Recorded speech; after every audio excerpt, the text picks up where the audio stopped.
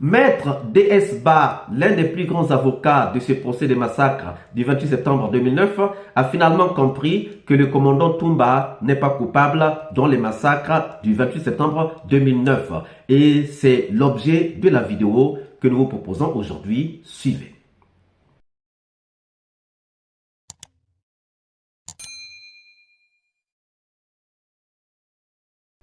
Bonjour, bonsoir. Cela dépend de l'heure à laquelle vous regardez cette vidéo. Bienvenue si vous nous découvrez pour une première fois. Ça a toujours été un réel plaisir pour moi de venir devant vos écrans vous exposer les analyses de Soleil d'Afrique. Aujourd'hui, nous voudrions vous démontrer que Maître D.S. Ba a fini par comprendre que le commandant Toumba n'est pas coupable dans les massacres du 28 septembre 2009. Mais avant tout, nous vous laissons suivre cet extrait de l'intervention ou de la plaidoirie de Maître D.S. Ba et nous reviendrons pour en faire l'analyse. Suivez.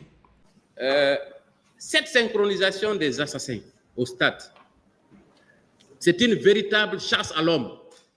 Et je vais faire un parallèle à ce qu'on appelle la battue. Je pense que tout le monde ici sait ce qu'on appelle la battue, Monsieur le Président.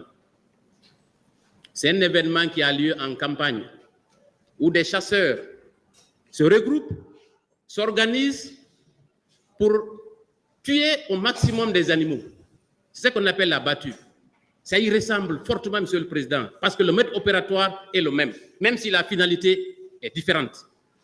Au stade, Monsieur le Président, comme je l'ai décrit tout de suite, c'est le même mode opératoire.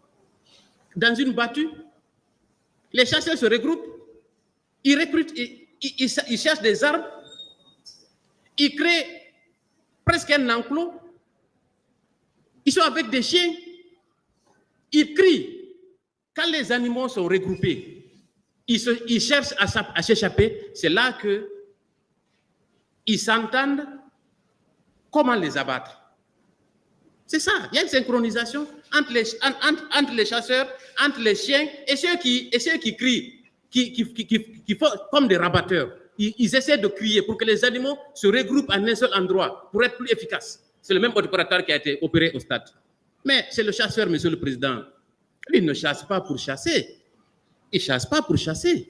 Il chasse pour un but bien déterminé. Il chasse parce qu'il a besoin de la viande. Il a besoin que sa famille se nourrisse. Mais au stade du 28 septembre, Monsieur le Président, ils ont tué pour tuer. Qu'est-ce qu'ils allaient faire de ces corps? Le chasseur, quand il tue, il prend la viande, il l'envoie chez lui.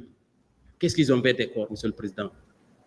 Ils ont jeté, parce qu'ils ne pouvaient pas les consommer. Si ces assassins avaient la possibilité de consommer la chair humaine, ils l'auraient fait. Certains corps ont servi de rite satanique.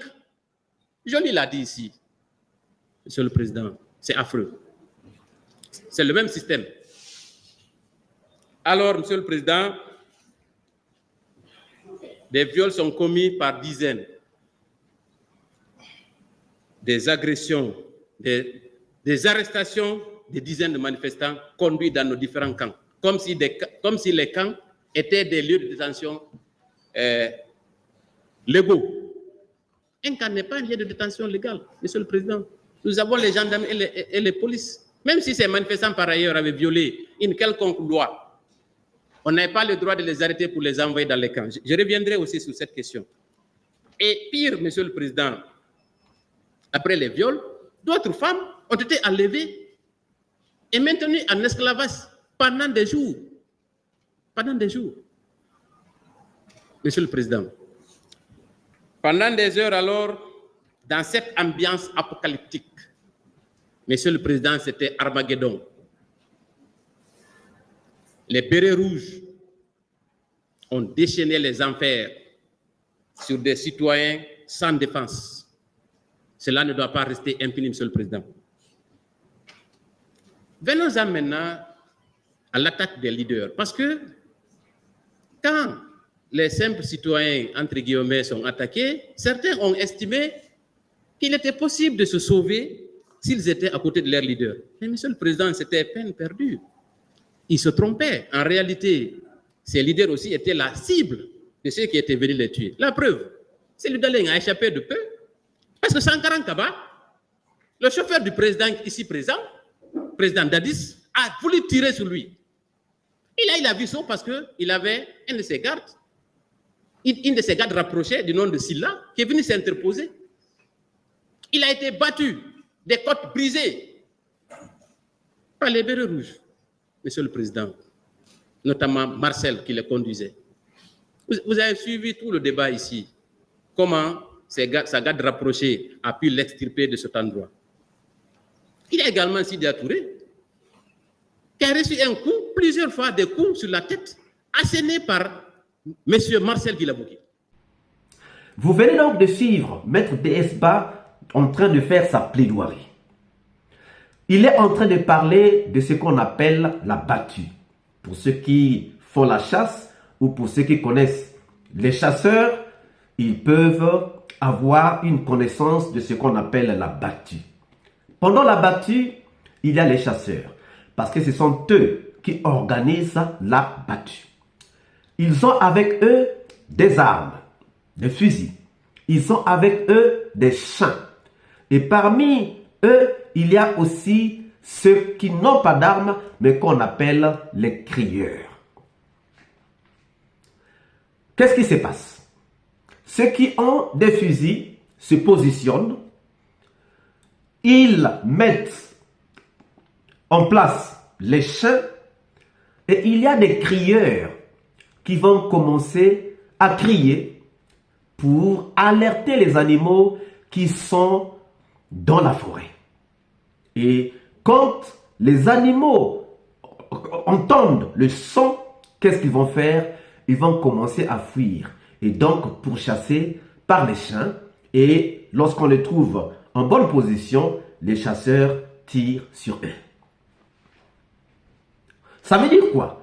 Ça veut dire que c'est une opération qui est organisée. C'est ce que Maître DSBA veut dire.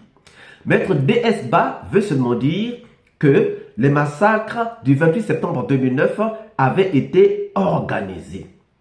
Avant les massacres, il y a eu des réunions. Avant les massacres, il y a eu des combines.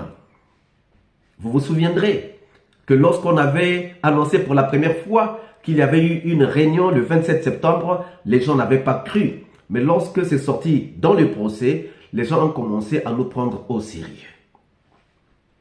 Donc, les chasseurs se regroupent, font leur combine et se mettent en position avec leurs chiens, avec leurs armes, avec les crieurs pour faire du bruit afin que les animaux puissent s'enfuir et ceux qu'on va retrouver dans des positions bonnes sont donc tués. Maintenant, Maître DSBA est en train de parler de cela pour démontrer que les massacres du 28 septembre 2009 étaient organisés. Que les massacres du 28 septembre 2009 avaient été organisés par des chasseurs. Maintenant, regardons ces chasseurs. Maître DSBA est en train de parler des attaques des leaders. Les leaders devaient être attaqués. Maintenant, puisque les leaders devaient être attaqués, c'était dans le plan. Or, au lieu que les leaders soient attaqués, il y a eu quelqu'un qui a pris ces leaders pour les sauver, pour les mettre à l'abri, pour qu'ils ne soient pas tués, pour qu'ils ne soient pas attaqués. Et cette personne, c'est qui? C'est le commandant Toumba. Ça veut dire quoi? Ça veut dire que Toumba n'était pas dans le plan. Ça veut dire que Toumba n'était pas dans le plan. Parce que si Toumba était dans le plan, Toumba allait prendre ses leaders et les livrer au CNDD pour qu'ils soient tués. Or, Toumba les a pris, les a emmenés à l'hôpital. Et lorsqu'il a eu les menaces à l'hôpital, il les a emmenés où? À la gendarmerie. Pour dire, moi, je les ai sauvés. S'il leur arrive quelque chose, c'est à vous qu'on demandera des comptes. Ça, c'est le premier aspect. C'était organisé. Il fallait attaquer les leaders. Il fallait les tuer. Mais il y a eu quelqu'un qui est allé sauver les leaders. Peut-être qu'il était aussi à cette réunion, mais lorsque nous avons cité cette réunion, lorsque nous avons parlé de cette réunion, nous vous avons dit que le commandant Toumba n'était pas dans cette réunion parce qu'il dormait, il revenait d'un voyage, il était très fatigué. Donc, Maître DS Ba, qui pense, qui dit que les leaders devaient être attaqués, veut seulement nous dire que Toumba ne faisait pas partie du complot parce que c'est Toumba qui a sauvé les leaders. Un autre aspect, les leaders étaient la cible des bérets rouges. Les leaders étaient la cible des bérets rouges. Parce que les bérets rouges avaient reçu l'instruction de tuer les leaders, de malmener les leaders. Et aucun leader n'a reçu un coup de Toumba. Au contraire, Toumba les a extirpés de ce milieu dangereux pour aller les mettre à l'abri. Maître DS cite bien que ces leaders, ces bérets rouges étaient conduits par Marcel. Il dit bien que ces bérets rouges étaient conduits par Marcel. Si ces bérets rouges étaient conduits par Marcel, ça veut dire que ce n'était pas Toumba qui était à la tête de ces bérets rouges. C'était donc pas Toumba qui était à la tête de ces bérets rouges.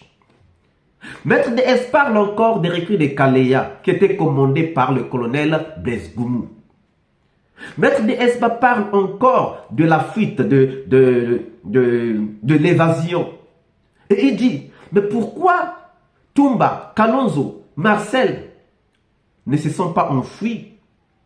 Et il pointe du doigt 4 personnes, 4 grandes personnes. Parce que même si Marcel est cité, il n'avait fait que suivre les ordres qui lui avaient été donnés. Il y a eu des commandants qui étaient là. Et voilà pourquoi il a cité Dadis, il a cité Pivi, il a cité Tchekboro et il a cité Blaise Goumou. Alors, chers amis, Maître DS n'a-t-il pas compris que Toumba n'est pas coupable dans les massacres du 28 septembre 2009?